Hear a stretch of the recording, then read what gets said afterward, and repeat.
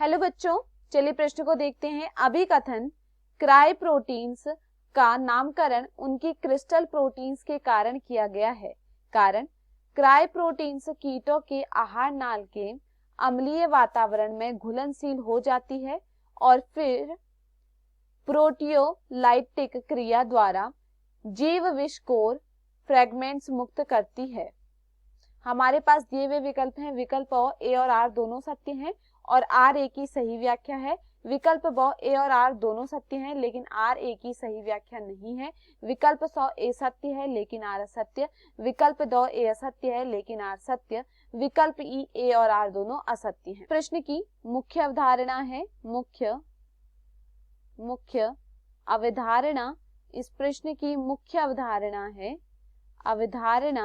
है इस प्रश्न की मुख्य अवधारणा है क्राई प्रोटीन्स। Cry proteins. देखिए, अगर हम बात करें क्राई प्रोटीन्स के विषय में कि क्राई प्रोटीन्स क्या होते हैं, तो देखिए ये सबसे पहले क्राई प्रोटीन्स का नाम आता है तो एक यहाँ पर नाम आता है, वो है बेसिलस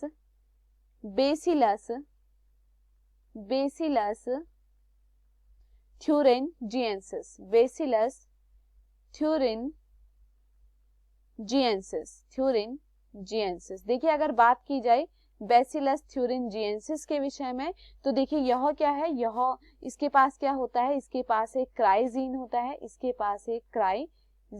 है, यह क्राइजीन क्या करता है, यह प्रोटीन उत्पादन करता है। यह क्या करता है, यह प्रोटीन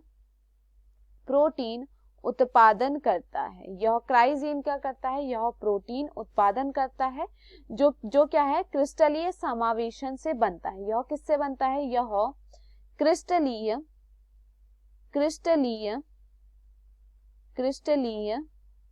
समावेशन, यह क्रिस्टलीय समावेशन से बनता है। यह क्रिस्टलीय समावेशन से बनता है। अब देखिए, जो जीवाणु होते हैं, जीवाणु बीजाणु में क्या होता है, क्रिस्टल होता है। जीवाणु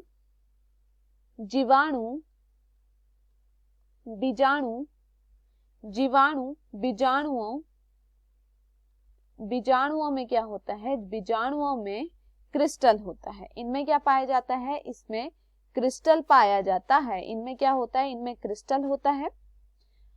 इन प्रोटीन को उनके क्रिस्टल की प्रकृति के ही कारण हम क्या कहते हैं, क्राई प्रोटीन कहते हैं। जो ये इनकी क्रिस्टल की प्रकृति होती है, इस कारण ही हम इन्हें क्या कहते हैं, इन्हें हम कहते हैं क्राई प्रोटीन।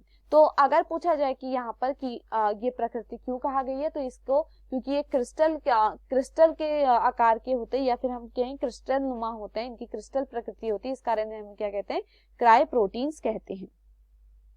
अब देखिए, और इनकी जो देखभाल जीवाणु उत्भेदों की कीटनाशक गतिविधि के लिए जिम्मेदार है। यह किसके लिए जिम्मेदार है, यह जीवाणु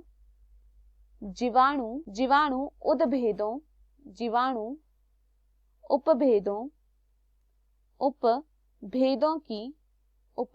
की कीटनाशक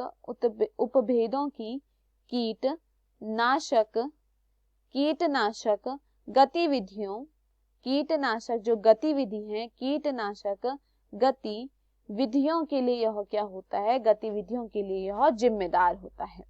अब देखिए, अगर हम बात करें क्राई प्रोटीन की, क्राई प्रोटीन कोर टैसिक अंशों को छोड़ने के लिए प्रोटियोलिटिक पाचन से गुजरते हैं। यह कौन से पाचन से गुजरते हैं, यह प्रोटियोलिटिक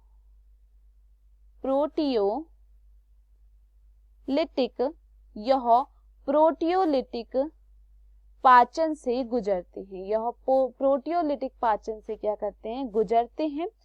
और ये क्या होते हैं, यह टांसिन ब्रश बंडर के लिए क्या होते हैं, यह उनको क्या करते हैं, यह बांधते हैं। तो देखिए, यहाँ पर अभिकथन में क्या कहा गया था, क्राई प्रोटीन्स का नामकरण उनकी क्रिस्टल प्रोटीन्स के कारण होता है, तो यह यहाँ पर क्या है, सही है। कारण क्राई प्रोटीन्स कीटों की आहार नाल के अम्लीय वातावरण में घुलनशील होते हैं, तो यह यहाँ पर क्या है, गलत है कि वो उनके आहार नाल में घुलनशील नहीं होते हैं। और प्रोटियोलाइटिक क्रिया द्वारा जीव विषकोर फ्रेगमेंट्स मुक्त करती है।